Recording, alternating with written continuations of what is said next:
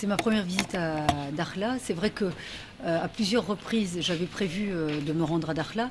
Et à chaque fois, j'ai eu des urgences politiques ou des sessions parlementaires qui m'ont empêché d'être présente à Dakhla.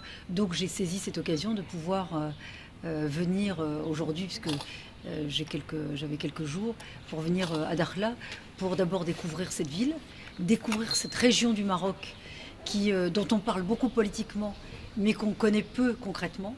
Et donc pour moi, ça m'a permis de confronter finalement une vision politique à une réalité concrète.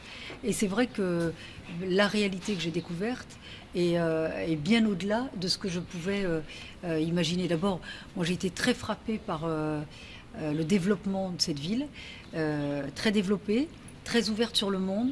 Vous rencontrez des gens de toutes les nationalités, du monde entier.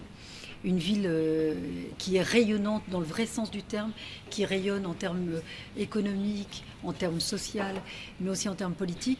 J'ai été frappée aussi par la jeunesse de la population et puis par l'engagement des femmes dans la vie et sociale, et économique, et politique de cette ville. C'est vrai qu'elles sont très engagées. Moi, c'est un combat que j'ai en particulier.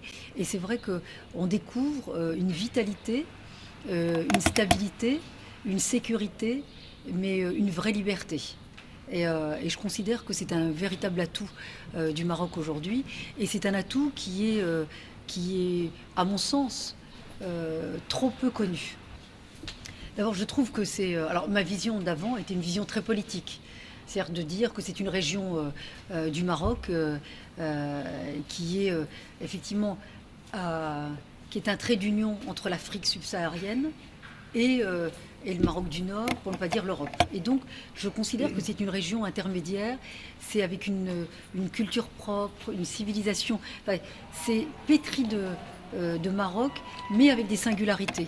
J'ai été très surprise et très épatée par cela. C'est vrai aussi que quand vous êtes au contact, moi je suis allée ce matin dans les serres de tomates cerises, je suis allée voir l'élevage d'autruches, je suis allée voir les infrastructures portuaires, je suis allée à la médiathèque.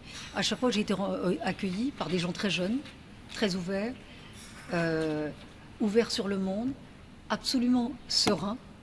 Et ce qui pour moi est extrêmement important, ça démontre la vitalité, le dynamisme, l'ouverture de cette ville, et dans une quiétude et une sérénité qui méritent d'être rappelées.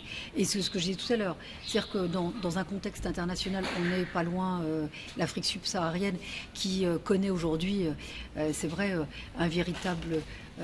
qui connaît des vraies menaces terroristes, migratoires, économiques, écologiques. Et c'est vrai que quand on est dans cette situation, dans cette région du monde, on n'a pas le sentiment d'être aux confins de toutes ces difficultés.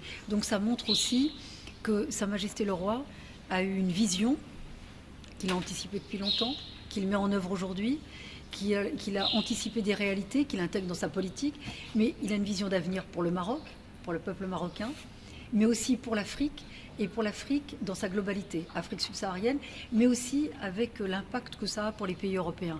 C'est pour ça que je n'ai de cesse de dire que nous devons nous inspirer du Maroc, mais aussi de la vision de Sa Majesté le Roi. Il est important aujourd'hui que l'Europe, que la Commission européenne vienne s'inspirer ici de l'exemple marocain pour pouvoir gérer d'autres situations, notamment dans les pays voisins ou dans d'autres régions du monde impactées par les mêmes types de menaces. Et moi d'ailleurs, je pourrais vous la remettre, j'ai remis une lettre à Madame Mogherini, qui est la haute représentante aux affaires étrangères. Je lui ai demandé de venir à Dakhla pour s'inspirer du modèle marocain dans la gestion des flux migratoires, qui nous pose vraiment un problème en Europe, mais aussi dans la gestion des menaces terroristes, puisqu'aujourd'hui les défis que nous avons en commun, sécurité, terrorisme, flux migratoires, mais aussi stabilité. Et donc tout cela ont été intégrés, anticipés par Sa Majesté le Roi. D'ailleurs, quand vous regardez, il y a une première, puisqu'il a créé à son initiative, il a inauguré récemment cet institut de formation des imams, qui accueille beaucoup d'imams africains, mais aussi des imams français. Et donc c'est une première, alors même que nous, en France et en Europe, on a encore des difficultés. On en parle, mais nous n'avons pas été aujourd'hui capables de le faire.